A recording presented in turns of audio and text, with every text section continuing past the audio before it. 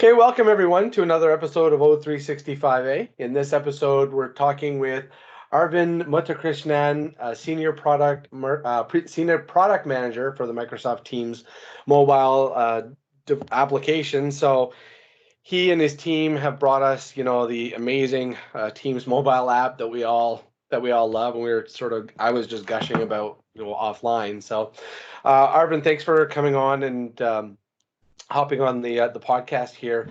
Can you tell us a little bit about yourself and a little bit about your journey on the Teams mobile side? Uh, Thank you. Thanks for having me over. My pleasure. And it's been an interesting ride in Microsoft Teams. I've joined Microsoft about 18 months back, if I'm not wrong. I already feel like it's 3 years. We have done so much in 18 months. Our mobile apps are actually very highly rated in the app stores. 4.8 stars on iOS and 4.6 on Android, if I am not wrong. Uh, One of the highly rated apps.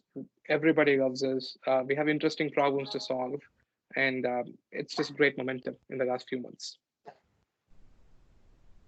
Amazing.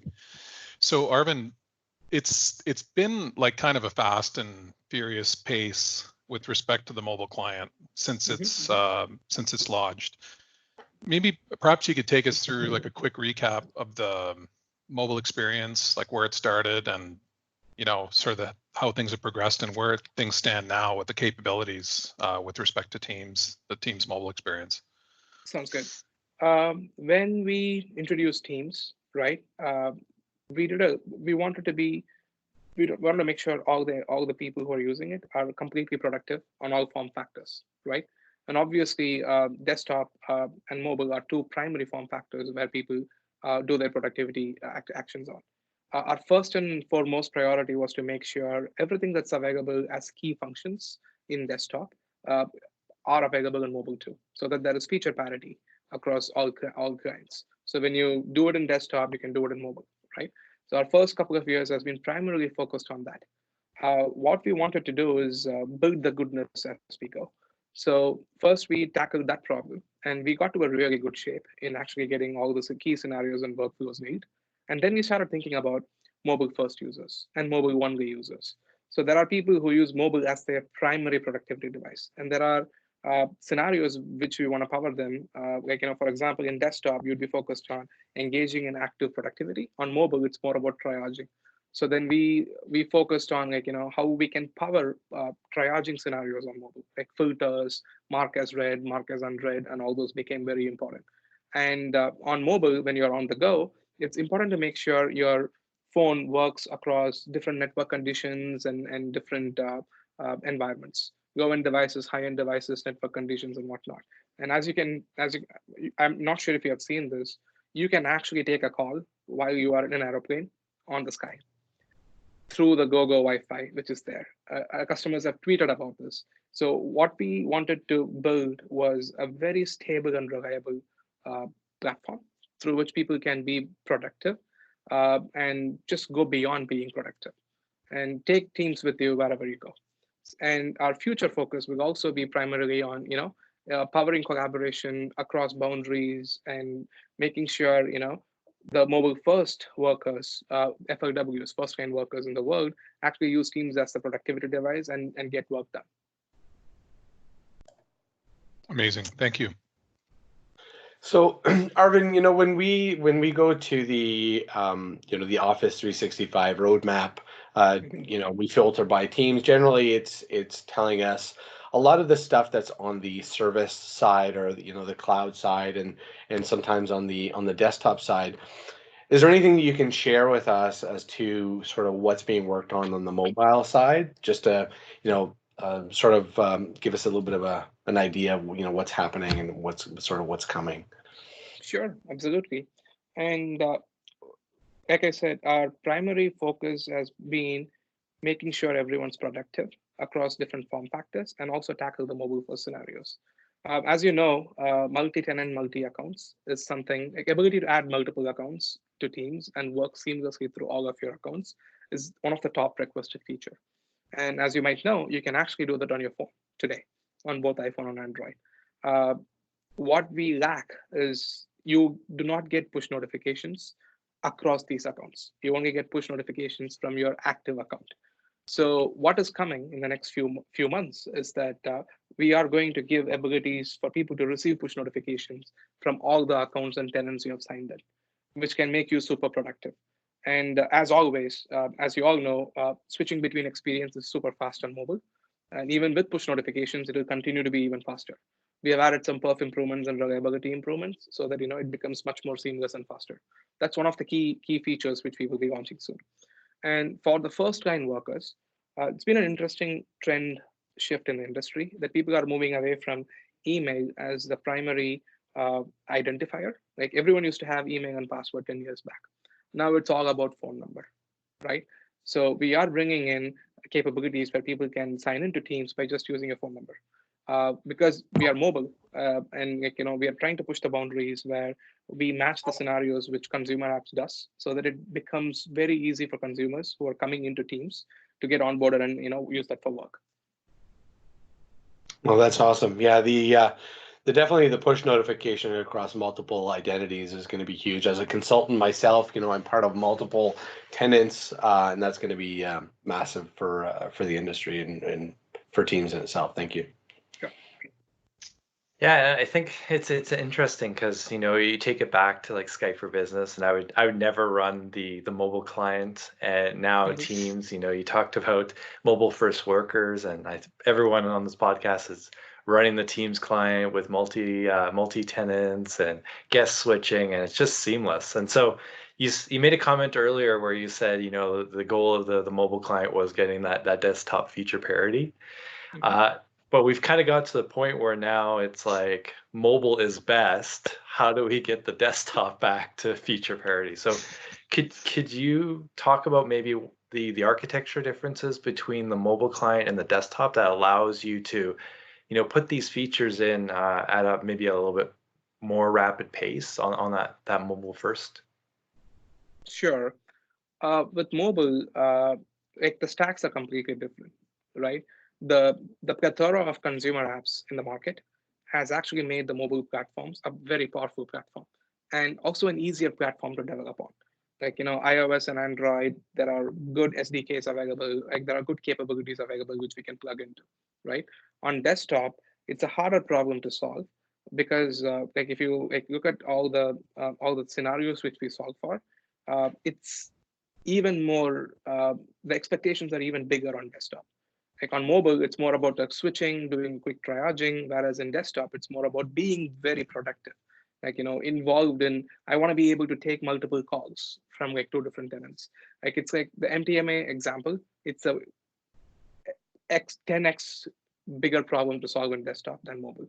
Given that our team is spectacularly brilliant, the mobile team, and they have done a tremendous job in solving all these scenarios, I want to give a shout out to our desktop teams as well. It's not as easy as we think it is. It's actually a really hard problem to solve. And as you know, we introduced fast tenant switching in desktop like a couple of months back, and I'm sure you guys are thrilled by that. So we are making some improvements, and a lot of goodness will come soon on desktop too. Yeah, just the multi-account on desktop would be killer. Maybe just speaking to like an announcement that just came out, can you give a little bit more details on the walkie-talkie or the push-to-talk feature that has been floating around? Of course. It's a targeted first-line worker scenario. Like one of the things Microsoft is very consciously investing in is that there is a specific focus on first-line workers. Unfortunately, people who are on the floor in retail, healthcare, and manufacturing industries, they just don't have the right tool sets to actually be very productive. So we are focusing on them and building tool sets through which they can be really, really productive. And we want a single app, we want Teams to be the hub through which they do everything related to productivity. And we understood walkie-talkie was a very important scenario for people on the floor. And you can see if you go to Home Depot or if you go to any retail shop, you can see people like saying, hey, counter, like someone is needed in the counter. Can you please come and help on all the scenarios? When you are actually chatting with employees, your store fellow co-workers using Teams, why can't you do the walkie-talkie in Teams too? It just makes sense. So we want to make sure we take these targeted industry-specific workflows and solve for them within Teams. No, I can't wait till that feature's out. I'm going to be pushed to talk to these guys all the time. Yeah.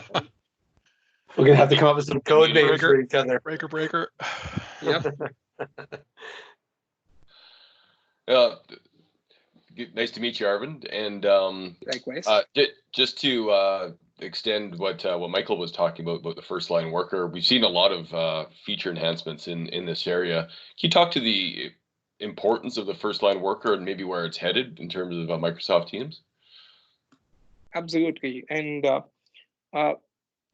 Microsoft, we call ourselves as information workers, who are working in the tech industry, who are heavily focused, working behind a computer all the time, right?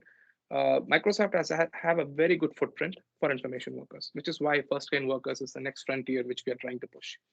And when you talk about first line workers, each and every industry is different. Like healthcare has different needs, retail has different needs, manufacturing has different needs. But there are also common needs which all of these industries have. Walkie-talkie being one great example, right? So we are working on figuring out like what those common needs are so that we can solve for them sooner, so that every industry can leverage those solutions. But we are also going and tackling industry-specific solution. For example, Microsoft will be at HIMSS, which is a big healthcare conference, talking about healthcare-specific solutions. So we are consciously building all these targeted workflows for each and every industry which is out there, to make sure they be more productive within teams and make sure they don't have to context switch, because we believe that if you keep context switching to different solutions, you will be less productive. For you to be more productive, we want teams to be the hub where you can do anything and everything. And first line workers is a very important solution space for us to crack to fulfill that promise.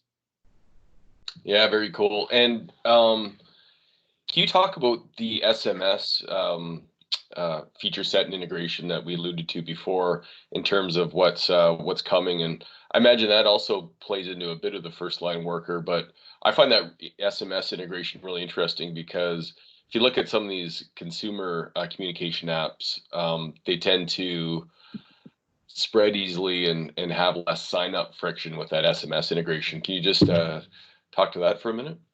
Of course.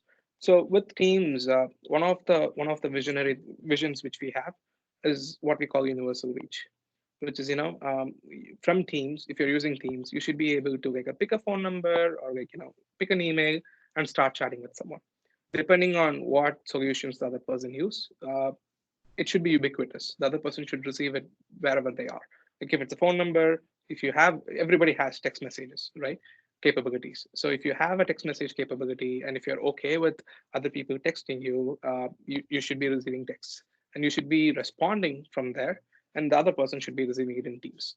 So these are things which we actively think on, because these are very powerful scenarios for collaborations which we need to solve for anyway. And that's why we think SMS and all these things are very important.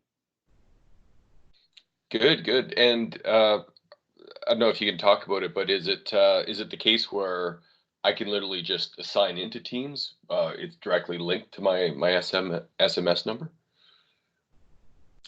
That's something which we have done some explorations on. And like you exactly said, in terms of how it manifests itself within Teams, it's something which we have to think and make sure that whatever we build actually builds for the right solutions which people expect for. Right.